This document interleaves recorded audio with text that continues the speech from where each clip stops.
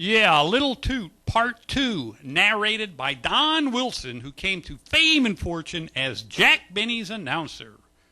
Don and Toot. Well, up to that time, most of Little Toot's troubles were little ones. But now he was really in big trouble. For steering an ocean liner right up onto the street and through a couple of buildings was no joke. So the police boats came and took Little Toot away, out of the harbor and out into the big ocean, beyond the 12-mile limit. And they left him there, all alone, with instructions never to come back home. Out there in the ocean beyond the sight of land, Little Toot spent a frightful night, tossed about by the big waves while the life buoys and sounds in the night made eerie noises.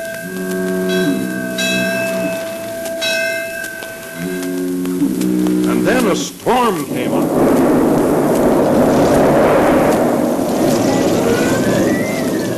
Little Toot was soaked all the way up to the top of his smokestack.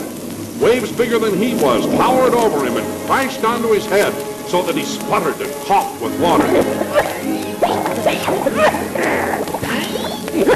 But suddenly, the sky was lighted with a rocket, the signal of a ship in distress.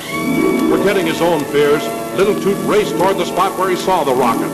And in a flash of lightning, he saw a big ocean liner caught between two rocks. Little Toot believed he'd need help, and as he raced to the spot, he began puffing smoke balls out of his smokestack. Only he puffed them so that they spelled SOS in smoke in the sky. SOS means that someone is in trouble. Just as Little Toot had hoped, the other tugs back home in the harbor saw the smoke in the sky and knew something was wrong. They tried to get out to help, but the storm forced them back. Little Toot was the only hope now. So instead of bucking the waves as the big tugs had done, he skimmed along the top of them, bouncing from one to the other. When he reached the ocean liner, the captain of the ship threw a big rope to Little Toot. Then Little Toot started to pull. And pull. And pull.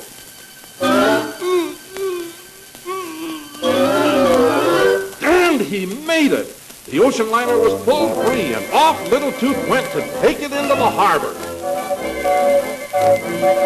And the other tugs who had seen the whole thing set up a tremendous racket with their whistles.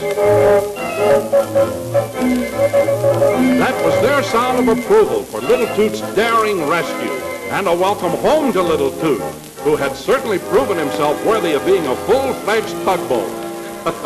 And incidentally made his father very proud of him, too. Well, it seems you've grown up, Little Toot. Toot, toot!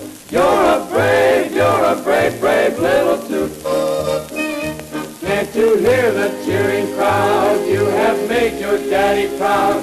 You are now a big toot, Little Toot. Yes, you're now a great big toot, Little Toot.